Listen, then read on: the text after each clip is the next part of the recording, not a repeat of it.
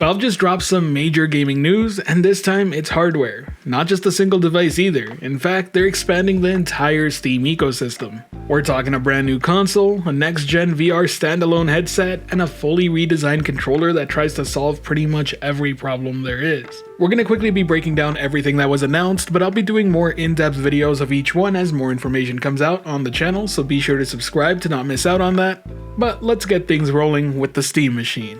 It's back, and it's not a repeat of the 2015 version that never really took off. Instead, it seems to have a pretty good focus of trying to be affordable while also being very easy to use. And while I did call it a console, what it really is a compact gaming PC built for your living room running on Valve's own Steam OS. The very same OS that's tried and true on the Steam Deck. Now inside of this adorable little cube, it's powered by a 6-core AMD Zen 4 processor paired with a custom RDNA graphics chip. Digital Foundry stated that the closest point of comparison they could make with a graphics card is a 2-year-old RX 7600 with a cut down spec from 32 compute units to 28. In addition to this, it comes with 16GB of DDR5 memory and options for a 512GB or 2TB storage solution. As a heads up, it does seem like it'll be easy to upgrade this storage if you wanted to, but if not, you can also use a microSD slot for expansion. Now, according to Valve themselves, they're saying that this should equal to about 6 times the performance of a Steam Deck,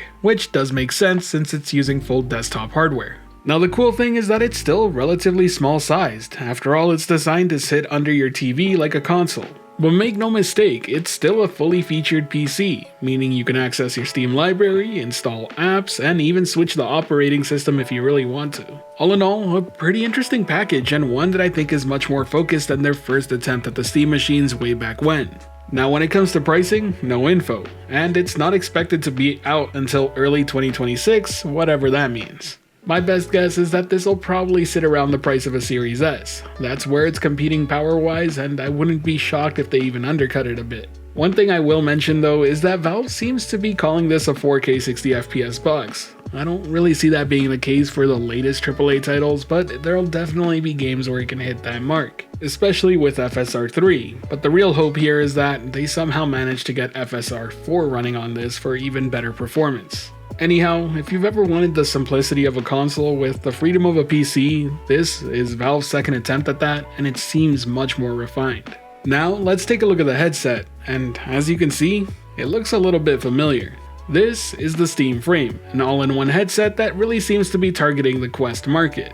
Each eye gets a 2160 by 2160 display using compact pancake lenses for a slimmer design. I will note that the display itself is LCD. It's all powered by Qualcomm Snapdragon 8 Gen 3 chip with 16GB of RAM and up to 1TB of storage with an expansion slot via microSD. Now, tracking is fully inside out, so no external base stations, and there's a high bandwidth wireless dongle for streaming your PC games directly from your desktop. The best part is that it's not just for VR games, you can also play your regular non-VR Steam games directly on the headset, turning it into a bit of a personal portable display. Truthfully, it's like this weird mix between a Valve Index, Steam Deck, and Quest 3 all in one. And speaking of the Index, it's EOL, so it's at its end of life, and this now is the focus for Valve. A very clear sign that they're moving away from purely tethered VR and more toward the standalone approach that Meta's found success with.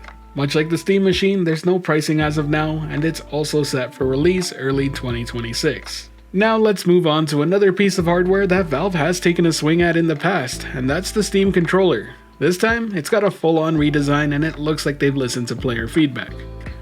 It's packed with drift-resistant magnetic thumbsticks, 2 clickable trackpads, built-in gyro controls, a Bluetooth plus 2.4 wireless dongle option that also happens to double as a charger, and Valve's claiming that you can get up to 35 hours of battery life per charge. Best of all, it's built to work across the entire ecosystem, whether you're playing on your PC, Steam Deck, new Steam Machine, or the Steam Frame. As I mentioned, it looks like a very flexible controller that's trying to fit a lot of solutions all in one convenient package. The first Steam controller really focused on trying to bring that precise PC aim. This iteration seems to be blending both the old and new control schemes to really provide an all-in-one solution.